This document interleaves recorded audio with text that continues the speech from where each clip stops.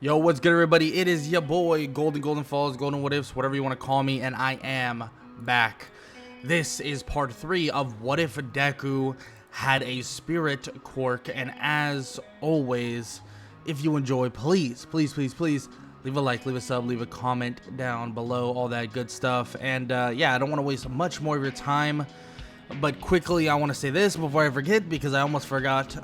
Make sure to check the links in the description. I have a Discord. It's kind of a dead Discord, but I'm always told, and everybody tells me, why don't you promote the Discord? Promote the Discord so people can come in and chat. And yeah, so please check out the Discord if you so want to do so. Come on by. There's people there to chat to, hopefully. Or hopefully we can get some people that want to hang around and chat with you. Yeah, that's all I gotta say, and let's get right into the what if. Let's get it. Izuku Midoriya in Class 1A is now kind of pushed over into a city, and they're in a kind of like building that would allow them to be somewhat safe. They're awaiting any news of what's going on, especially with Nomus and so on all about. Izuku was able to basically get his class out of there into a safe space, and it seems now they're just waiting for some sort of news on what's going on in the city. But soon they would realize that the city, well, it's fully overrun by Nomus. It's as if whoever planned this to happen, they wanted to make sure they made a statement. It seems like whoever is doing this, well, who we know as All For One, wanted this to happen perfectly. And Izuku believes that, well, All Might may be out there, and All Might may be trying to stop All For One, but he's going to need help. He doesn't know how he's going to help him, he doesn't know how he's going to manage to do so, but he knows All Might's going to need help. The TVs would then appear and start turning on, and he would see that All For One and All Might are now facing down, but it's so much more than that. It seems like All For One and All Might face down, but there's Nomus that surround them. And not only are the Nomus surrounding them, well, there's a monster, a giant monster, rumbling forward toward them, in which Izuku would tell Aizawa that this is a matter of life or death, that All Might cannot do this on his own, and frankly, he doesn't know if any of the other heroes are going to be that much of use. In which Izuku immediately hears from Aizawa that he's a kid. He cannot go out there and fight these people, even if he holds some sort of advantage over the Nomus, that he can't just leave.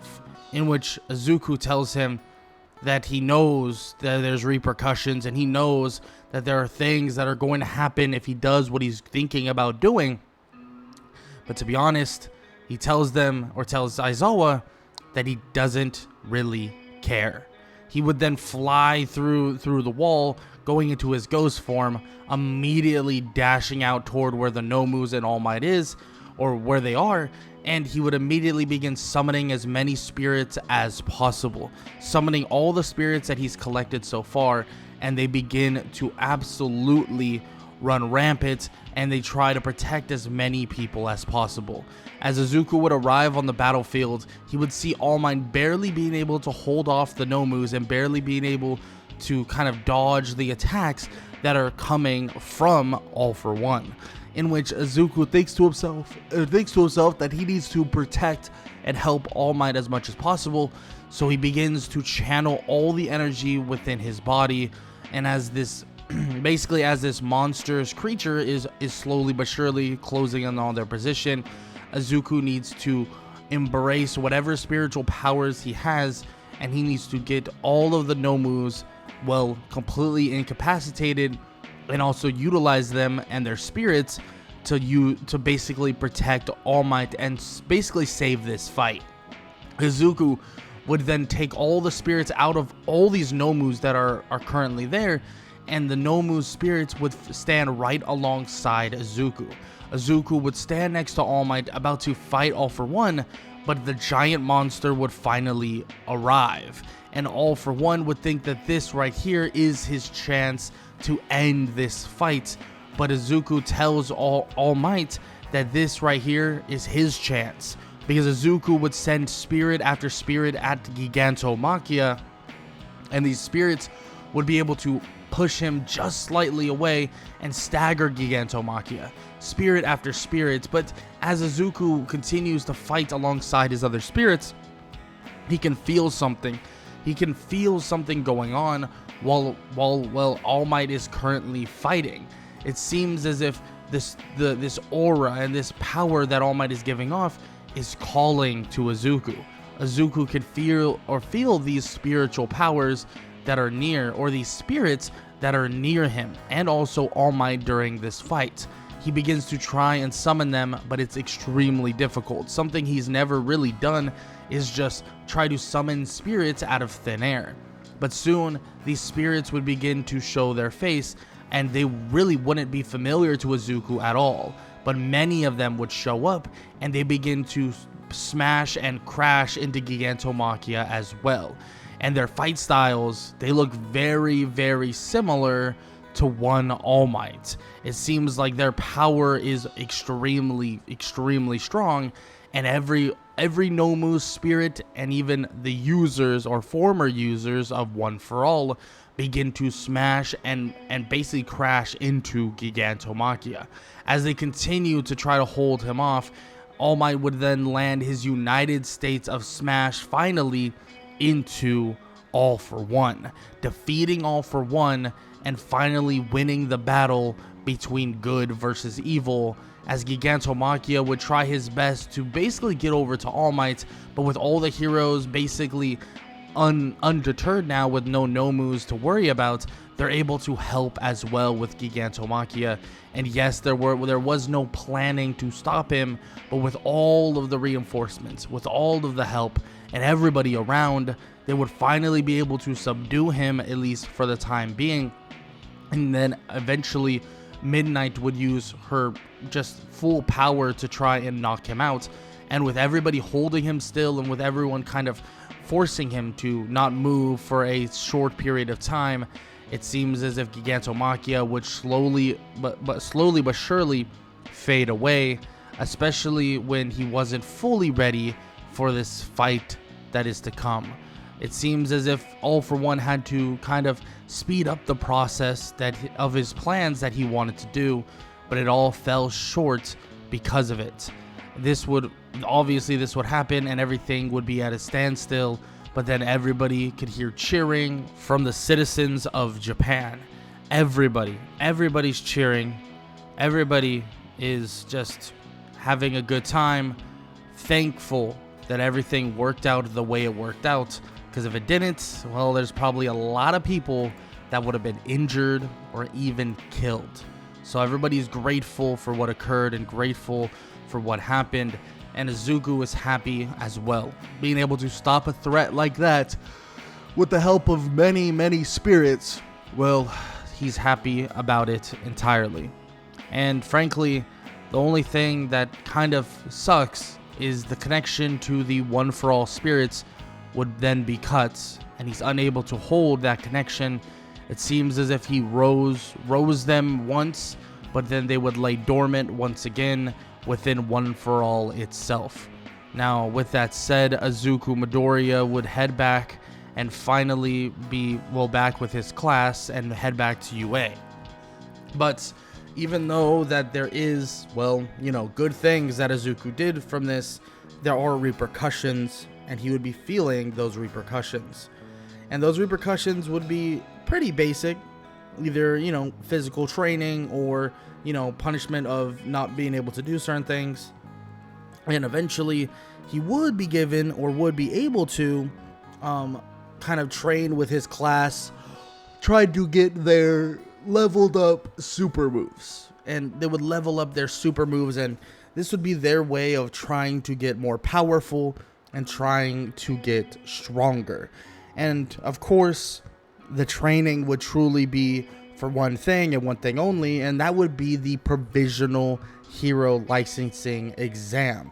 This exam is a very important thing for Izuku and many of the other students, because this is how they're going to be able to get into their work studies and so on and so forth. So Izuku is taking this very, very seriously, and his preparation for the Provisional Hero Licensing exam is borderline perfect. He feels extremely good about the Provisional Hero License exam, and frankly, he feels extremely ready. And when they all head over there and they all get ready for that exam, and everybody's kind of like friendly and this and that, and well, let's just say Bakugo sees right through them, saying that these people aren't your friends. These people don't want a picture with you. These people don't think you're a celebrity. These people know that you have a weakness, and they've already seen it and they've already exposed it. So more or less, you better hope that you have gotten that much better and that much stronger in these last whatever how long, because if you haven't, well, then you'll be realizing pretty quick at why they were being fake friendly to you in the immediate kind of current state of that they're at, in which everybody thinks that Bakugo's, Bakugo is just being Bakugo. He's being, a little too angry, a little too untrusting, or whatever it is, right? But no, that's the truth of it. And Izuku knows this as well, but here's the thing. The UA Sports Festival, Izuku was not a part of, and they don't know a lot about Izuku. The cameras only showed so much, and to the naked eye, you can only see so much. So the fact is, Izuku comes into the Provisional Hero License exam with absolutely no paperwork, no scouting, no nothing. They don't know a single thing. They just know a lot about everyone else, which, frankly, if you wanted to know something about someone, it would probably be Izuku Midoriya, because when the first thing they have to do is actually tag 3 lights on multiple people in like a pseudo dodgeball type of thing, well, let's just say Izuku has a massive advantage, because when he starts actually helping his teammates out, utilizing spirits that actually can't be really seen by the naked eye, especially when you're not looking for them, let's just say this helps almost every single person in Class 1A out massively and stops the onslaught before it even happens. And Izuku, not only he can fly, he can go through walls, he can surprise people easily and tag them out. And Izuku, well, he just has a good time and easily passes through that part of the exam. The next part of the exam, though, is a pretty interesting one. You don't have, any brute force, at least initially. It's more rescue based. You start with a home base of some sort, so you guys got to work together and make like a place that people can get medical aid. And Izuku is pretty damn good at doing stuff like this, at least in terms of rescue, because he can fly around, use his spirits to help other people out, and basically get large bits of rubble off of people as well. And he can also be just a flat out amazing person at scouting. So he can scout out where people are, give information on where these people are located, and also what he believes is going to be needed to actually get them out or save them entirely. Now, of course, there are some bumps along the way, but Izuku does help quite a bit throughout this rescue-like process. Now, the real kind of fighting part of things would begin when Gang Orca and his fake villains would arrive. These alarms would begin to sound, and everybody would hear blasting sirens, and villains and Gang Orca would arrive, and everybody would be kind of figuring out who should go face them. And yes, you have the initial attack, but the real two that are going to stand up and face Gang Orca are both Todoroki and Inasa. But they do have a hard time working together. They don't actually work together flawlessly, and really is the furthest thing from flawlessly. And Izuku watches as Inasa and Todoroki kind of mess up their own kind of combos, and they kind of are like individual fighters that have massive amounts of strength, but they don't really work enough well enough together. And they continue to try again, but eventually Izuku would be forced into yelling at them and eventually kind of taking over and leading the front lines against Gang Orca. Gang Orca would clash with Izuku, but with the help of his spirits, Izuku is able to, do his normal thing and fight alongside his spirits, and really kind of limit Gang Orca massively, with the other kind of villains not being able to do much because of the spirits that are roaming. Eventually, though, Inasa and Todoroki would get their head on straight and begin to surround Gang Orca with fire and wind, in which Izuku would just get out of there flying away, basically not allowing them to hurt him at all, and he would get out of the scenario and watch as his spirits would limit Gang Orca from basically kind of getting out or rehydrating or kind of making sure that he can actually sustain himself within that fire-like tornado. And after some time would pass, the alarms would ring once again, and they would be finally finished with the Provisional Hero License exam, in which Izuku Midoriya would pass with flying colors. But in terms of Inasa, in terms of Todoroki, and also surprisingly Bakugo as well, even though he is a little bit more tame nowadays, but he's still dealing with his own issues, well, they don't necessarily pass, and they're gonna have to do a little bit more stuff in the classroom and a little bit more stuff with some training to make sure that they do pass in the near future, so that they can go on and do work studies alongside people like Izuku Midoriya. Now, the work studies, of course, are to be explained, and those who explain them is the big three. The big three would include Nejire, would include Tamaki, and also would include the one and only Mirio Togata. Now, Mirio is someone who has worked with Izuku already, so they know each other relatively well, but in terms of the other two, Izuku doesn't really know much about them, and frankly, he's not going to know much about them because they kind of just yap and talk about random things, or Nejire would, and then Tamaki would be literally so quiet that nobody would even know why he's necessarily there, because he's kind of just in complete silence, not saying a word, not doing anything, and he's kind of just too nervous to really speak to anybody. And Izuku kind of just listens for the most part, and Mirio would eventually decide that the way to show people what the work study is all about is to, make them fight him. And a fight is what Mirio would eventually get. And Izuku would love to take this chance to take on Mirio once again, but he wants to be one-on-one. He wants to take Mirio on and see how he's progressed as a fighter and as someone in hand-to-hand combat, but he doesn't really want to fight with an entire group of people. And luckily enough, of course, Aizawa would actually agree with this, saying that after Mirio is done dismantling the entirety of Class 1A, he can get his chance on a 1 versus 1, in which Izuku would stand there as he watches Mirio absolutely beat the heck out of Class 1A, easily defeating them, and eventually challenging Mirio to his own kind of 1 versus 1.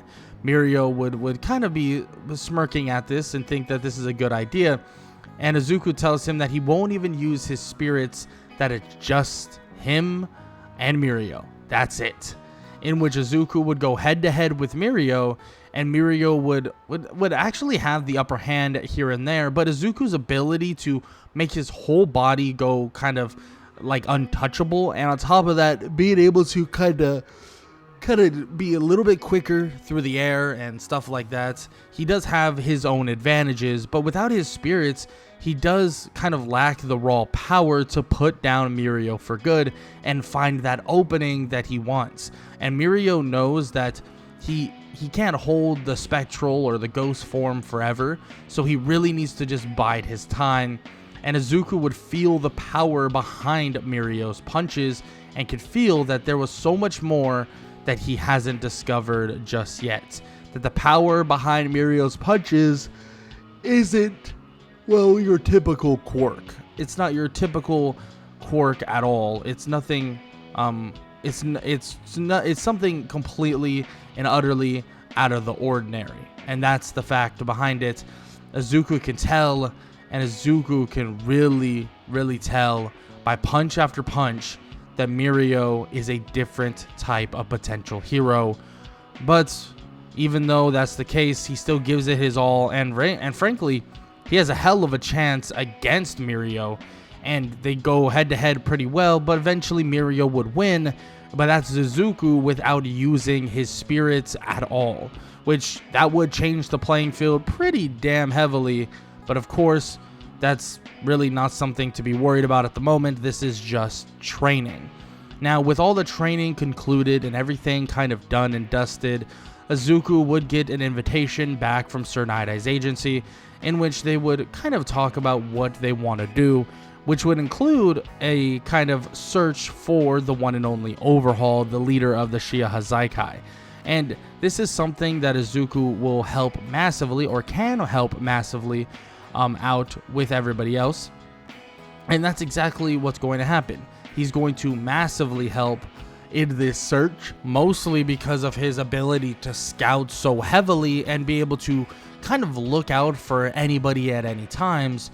And what they didn't know is that, yes, this scouting ability is amazing, but their luck would be even more kind of amazing than you could possibly imagine, because they would stumble across Overhaul on a just simple patrol, and that's the swing of things, and that's where they would finally learn what's happening and what's going on, because Overhaul has what seems to be a pseudo daughter, but seems to also be someone who is in completely just kind of in a bad spot. And at the end of the day, it also seems like she's kind of in a torturous spot, even bandages surrounding her and so on.